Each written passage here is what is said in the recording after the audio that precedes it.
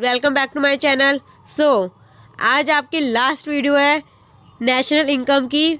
I hope कि आपने first and second video देख ली होगी और तभी आप थर्ड वीडियो में आए हैं, क्योंकि इस वीडियो के बाद आपको नेशनल इनकम में कोई भी दिक्कत नहीं होगी। मैं आपको आज सब कुछ क्लियर करूँगी कि NIT IFAI क्या होता है, इसकी definition and so on so of सब कुछ बताने वाली हूँ। आज हम तीनों मेथड पढ़ेंगे नेशनल इनकम के: income method, value added method and expenditure method. और मैं आपको इसके फॉर्मूले भी यूज़ करना बताऊंगी कि आप इसके फॉर्मूले को यूज़ करके कैसे पेपर में क्वेश्चंस निकाल सकते हैं। ठीक है, तो वीडियो के एंड तक ज़रूर बने रहना, क्योंकि अगर आज आपने ये वीडियो पूरी देख ली आपका नेशनल इनकम पक्का पेपर के लायक कंप्लीट हो जाएगा। आप पेपर में आराम से क्वेश्चन निकाल लेंगे, आपको कोई टेंशन लेने की ज़रूरत नहीं है। पर आपको अपनी कॉपी पेन के साथ तैयार रहना है।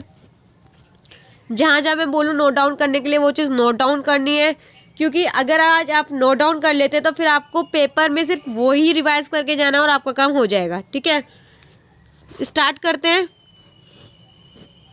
और जिन लोगों ने भी पहली दूसरी वीडियो नहीं देखी हो, चैनल को सब्सक्राइब नहीं किया हो, वो चैनल को सब्सक्राइब भी कर लीजिए, पहली दूसरी वीडियो देख लीजिए नेशनल इनकम की। वीडियो को ज़्यादा से ज़्यादा लोगों तक शेयर कीजिए। आपको सिर्फ अपने फ्रेंड्स, अपने ग्रुप्स में शेयर करना है, क्योंकि उन लोगों को भी आप हेल्प कर सको, उन लोगों को भी आप ये जो फ्री का कंटेंट है ये प्रोवाइड करवा सकें। और हमें इससे ये फ़ायदा होता है कि हमें मोटिवेशन मिलती है और हम आपके लिए नए नए कंटेंट और ला सकें। ठीक है, और वीडियो अगर अच्छी लगे तो डेफिनेटली पक्का से इसे लाइक करिए। ठीक है, तो स्टार्ट करते हैं। ठीक है, ओके। आपको दिख रहा होगा पहला मेथड है इनकम मेथड। इनकम मेथड को निकालने के 2 स्टेप्स हैं। पहला स्टेप ये है कि आपको अगर क्वेश्चन में दे रखा होगा NDPFC, ठीक है, आपको दे रखा होगा net domestic product at factor cost, तो आप उसमें कंपनसेशन ऑफ एम्प्लॉय माइनस करेंगे, ऑपरेटिंग सरप्लस ऐड करेंगे, mixed income for self employed person ये भी ऐड करेंगे।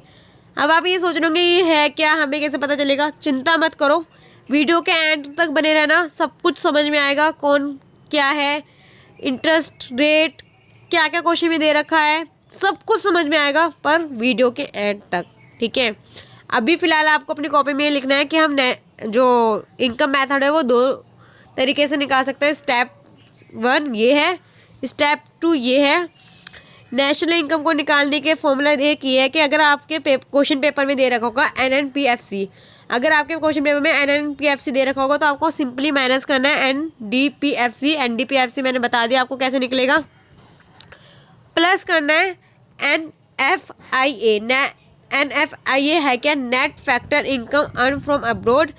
इसके अंदर कौन कौन से फैक्टर्स आते हैं वो भी मैं आपको वीडियो के एंड में ज़रूर बताऊंगी। ठीक है, अभी फ़िलहाल आपको ये याद रखना है। दूसरा मेथड है वैल्यू एडिड और इसका दूसरा नाम है वैल्यू एडिड प्रोडक्ट मेथड। ठीक है, इसको निकालने के लिए आपको सिंपली दो स्टेप में इसके भी। पहला आपको दे रखा है GDP MP, तो आप उसमें value add by primary sector add करेंगे, माइनस करेंगे, उसमें ऐड करेंगे value added by secondary sector and value added by territory, मतलब सेक्टर। प्राइमरी माइनस करेंगे और दोनों सेक्टर को ऐड करेंगे तो आपको gross domestic product of MP मिल जाएगा। अगर आपको सेकंड स्टेप में दे रखा है, मतलब सेकंड स्टेप क्या देगा, अगर आपको क्वेश्चन पेपर में दे रखा है NNPFC, तो आप क्या करेंगे?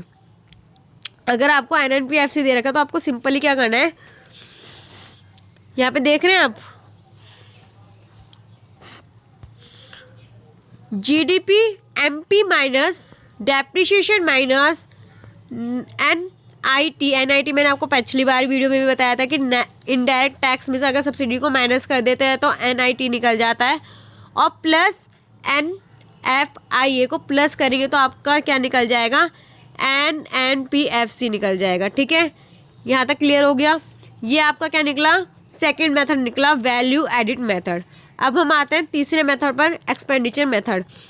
थ्योरी वीडियो के एंड में है, थ्योरी में आपको मैं समझाऊंगी कि ये क्या क्या मेथड्स होते हैं, क्या क्या कैसे कैसे काम करते हैं। पर अभी हमारे लिए ज़रूरी है कि हम फॉर्मूले लिखें और फॉर्मूलों को ध्यान रखें, याद करें। स्टेप 1 स्टेप 2, इसमें क्या होगा, स्टेप 1 में अगर आपको GDP MP दे रखा है तो GDP MP के बाद आप क्या करेंगे, प्राइवेट फाइनल कंजप्शन जो आपको C दे रखा होगा उसे माइनस करेंगे, government final consumption expenditure G इसे प्लस करेंगे, ग्रोस डोमेस्टिक कैपिटल फॉर्मेशन को भी प्लस करेंगे, और नेट एक्सपोर्ट मतलब जो एक्सपोर्ट माइनस इंपोर्ट से निकलता है नेट एक्सपोर्ट उसे भी हम प्लस करेंगे। तो हमारा एक्सपेंडिचर मेथड आ जाएगा। हमें GDP MP के अंदर ऐसा करना है। ठीक है, सेकेंड मेथड दे रखा है हमारा, सेकेंड स्टेप बोल सकते हैं आप कि NNPFC कैसे दे रखा है। NNPFC में अगर हम माइनस कर दें डेप्रिसिएशन, माइनस कर दें NIT और प्लस कर दें NFIA तो हमारा एक्सपेंडिचर मेथड निकल जाएगा, हमारा national product at factor cost मिल जाएगा। अब मैं आपको बताती हूँ, ये आपने फॉर्मूले लिख लिए होंगे अपनी कॉपी में। अब मैं आपको ये बताती हूँ कि आप कैसे कन्वर्ट करते हैं MP को FC से और FC को MP से। ठीक है, तो भी डायग्राम में समझाती हूँ, दिक्कत की बात नहीं है कुछ भी। अगर आपके पास MP दे रखा है और आपको MC में कन्वर्ट करना है तो आपको सिंपली क्या करना है, NIT को माइनस करना है। NIT मैंने बताया कैसे निकलता है, इनडायरेक्ट टैक्स में से माइनस कर दो सब्सिडी तो NIT निकल जाएगा।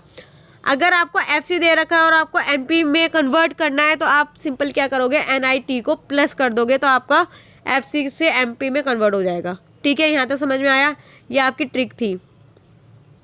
ठीक है, तो जिन बच्चों ने वीडियो एंड तक देखी और जो बने रहेंगे इस चैनल पे उन्हें बहुत सारी ट्रिक्स बताऊंगी, बहुत सारी चीज़ें ऐसे बताऊंगी जिससे आप पेपर में अच्छे नंबर गेन कर सकते हैं। पर वीडियो के एंड तक बने रहना है। सॉरी।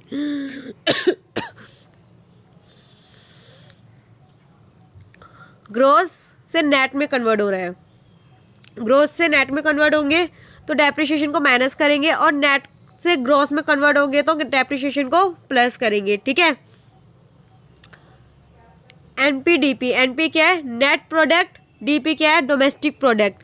अगर नेट से डोमेस्टिक में जा रहे हैं तो हमें NFIA को माइनस करना होता है। अगर हम डोमेस्टिक से नेट में जा रहे हैं तो हमें NFIA को प्लस करना होता है। यहाँ तक मुझे नहीं लगता कोई भी दिक्कत होगी आपको।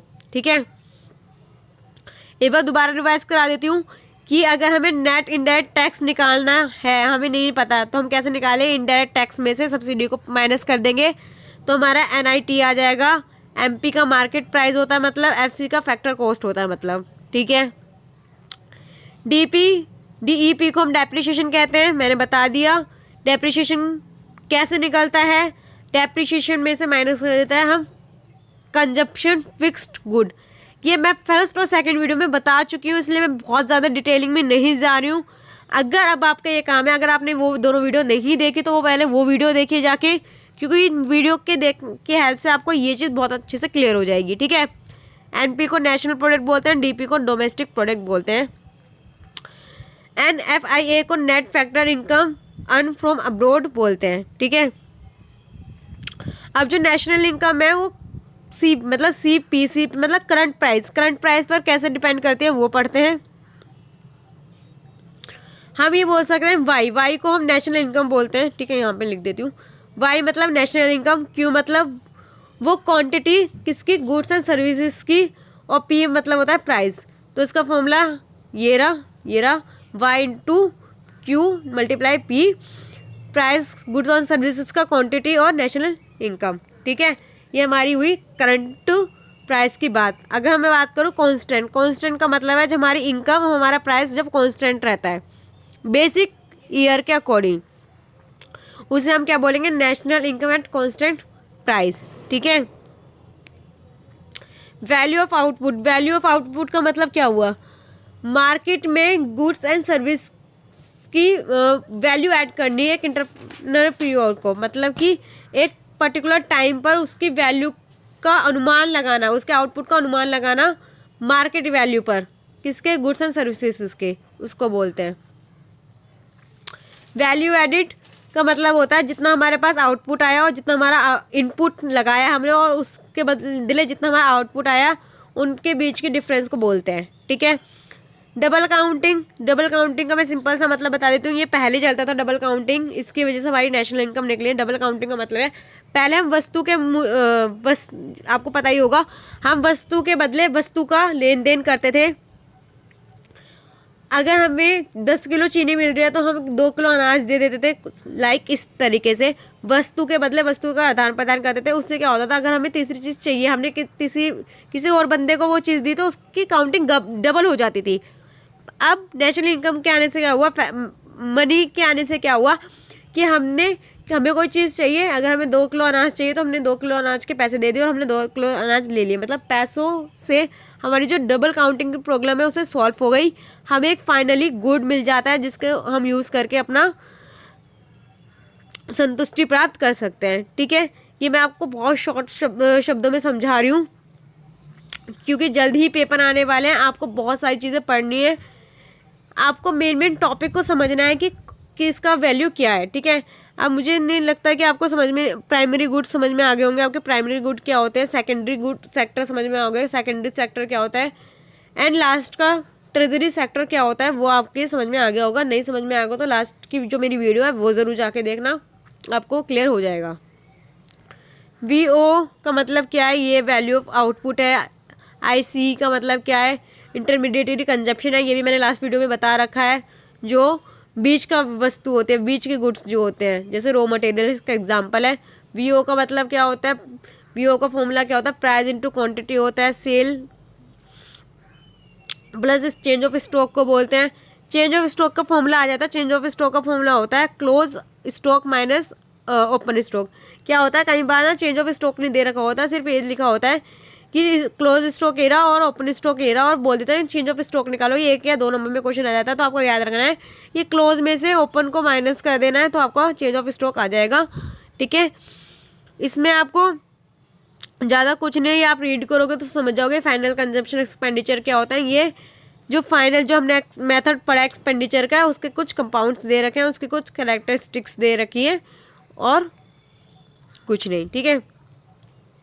अब नेट फैक्टर इनकम क्या होती है फ्रॉम अब्रॉड, जैसे मैंने बताया कि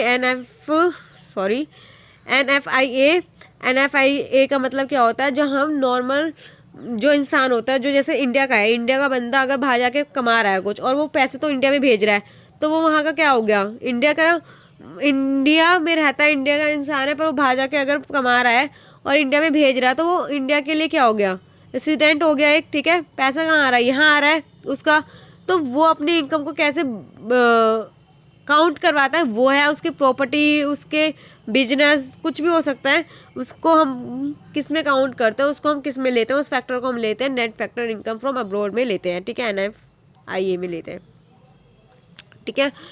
NFI अगर A नहीं दे रखा सीधे सीधे और आपको बोलना है कि कैसे निकालना है कैसे, तो हम इससे मैनेज कर देता है factor income paid from abroad, जो हम अब्रॉड में पे करते हैं, जो उनकी इनकम फैक्टर देते हैं उसे बोलते हैं, या हम इसको नेट कंपनसेशन ऑफ एम्प्लॉय भी बोल सकते हैं, ठीक है। तो आई होप कि यहाँ तक आपको क्लियर हो गया होगा। नेट नेशनल डिस्पोजेबल इनकम क्या होती है ये याद रख लेना, ठीक है। मार्केट प्राइस पर अगर ये से हम बोलते हैं कि नेट नेशनल डिस्पोजल इनकम किसके बराबर होती है, net national product of market price के बराबर होती है, ठीक है। इसे निकालने का सिंपल सा फॉर्मूला है, अगर हम इसमें ऐड कर दे current transfer from rest of world, और अगर हमें ये भी नहीं दे रखा, हमें बोल रखा है national income plus NIT plus net current transfer from rest of the world, ये इसका फॉर्मूला याद रख लेना, कई बार पेपर में पूछा जा चुका है। अगर हम बात करें ग्रोस नेशनल डिस्पोजेबल इनकम की, तो उसका फॉर्मूला होता है ग्रोस NDP बराबर NGNP MP net transfer of rest of world, ये इसका फॉर्मूला होता है। अगर हम इसकी बात करें तो ये इसका फॉर्मूला होता है, ठीक है। तो यहाँ तक आपको क्लियर हो गया होगा। होप कि आपको यहाँ तक समझ में आ गया हो। हमने नेट नेशनल डिस्पोजेबल इनकम की बात करी। इसका फॉर्मूला होता है NNPMP plus net current transfer from rest of the world, या हम इसको ऐसे भी बता सकते हैं कि ग्रोस NDI माइनस डेप्रिसिएशन। तो मैंने आपको ये बता ही दिया कि कन्वर्ट कैसे होता है ट्रिक, तो आप इसे लर्न कर लेना जिन्हें कुछ भी दिक्कत हो पेपर के लिए। अब मैंने आपको बोला था कि मैं आपको एक टेबल बताऊंगी और टेबल की फॉर्म से आपको समझ में आ जाएगा कि कैसे कैसे फॉर्मूले हमें एग्ज़ाम में यूज़ करने हैं। तो ये टेबल सबसे पहले तो अपनी अपनी कॉपी में बना लीजिए, ठीक है, क्योंकि बहुत ज़्यादा काम आने वाली है आपको आगे एग्ज़ाम के पॉइंट ऑफ व्यू से। अगर मैं बात करूँ कि पर्सनल डिस्पोजेबल इनकम, तो हम दो तरीके से बात कर सकते हैं, पर्सनल कंजप्शन, पर्सनल सेविंग, या इसको ही हम मिला के बोलते हैं PDI। क्या बोलते हैं? PDI, personal disposable income. इसे निकालने के लिए अगर हमारे पास क्या होता है, फैक्टर्स दे रखे होते हैं कुछ, जैसे डेट, पर्सनल टैक्स दे रखा होता है, रिसिप्ट ऑफ गवर्नमेंट दे रखी होती है, तो हमारी पर्सनल इनकम निकल के आती है। ये स्टेप्स हैं, ठीक है। पर्सनल इनकम के बाद प्राइवेट इनकम कैसे निकलती है, हमें इन दोनों में corporate profit tax and undistributed profit corporate profit को प्लस करना होता है। फिर प्राइवेट इनकम निकलती है। फिर प्राइवेट इनकम में से हमें क्या माइनस करना पड़ता है, जिससे हमारी factor domestic factor income private sector की आ जाती है। तो ये आप अपनी कॉपी में बना लेना डायग्राम और इसे अच्छे से लर्न कर लेना, जिससे आपको एग्ज़ाम में कोई भी दिक्कत ना आए। उसके बाद मैंने एक एक करके इसकी डेफिनेशन लिख रखी है। प्राइवेट इनकम क्या है, पर्सनल इनकम, यहाँ पे प्राइवेट इनकम क्या होती है, पर्सनल इनकम क्या होता है, पर्सनल डिस्पोजेबल इनकम क्या होती है, GDP वेलफेयर क्या होता है, ये सब आप एक बार रीड करेंगे आपको समझ में आ जाएगा। कुछ भी डिफ़िकल्ट नहीं है इसमें, ठीक है। रियल GDP क्या होता है, इसमें एक फॉर्मूला है, वो मैं आपको बता देती हूँ क्योंकि वो पेपर में पूछ लिया जाता है कि रियल GDP का फॉर्मूला क्या होता है, ठीक है। रियल GDP का फॉर्मूला आ जाता है पेपर में, normal GDP divided by price index into 100। ये याद रख लेना, ये बहुत ज़्यादा इंपॉर्टेंट है, ये कई बार पूछ लेता है। नॉर्मल GDP और रियल GDP में डिफरेंस क्या है, ये पता होना चाहिए। मैंने बता रखा है पहले, इसलिए मैं बार बार रिपीट नहीं कर रही हूँ इन चीज़ों को। तो आपके पास मैंने नोट्स दे दिए, आप इन्हें पढ़ लेना एक बार, तो आपको चीज़ें सारी क्लियर हो जाएगी। तो आई होप कि यहाँ तक आपको कोई दिक्कत नहीं हो, यहाँ तक आपको समझ में आ गया हो।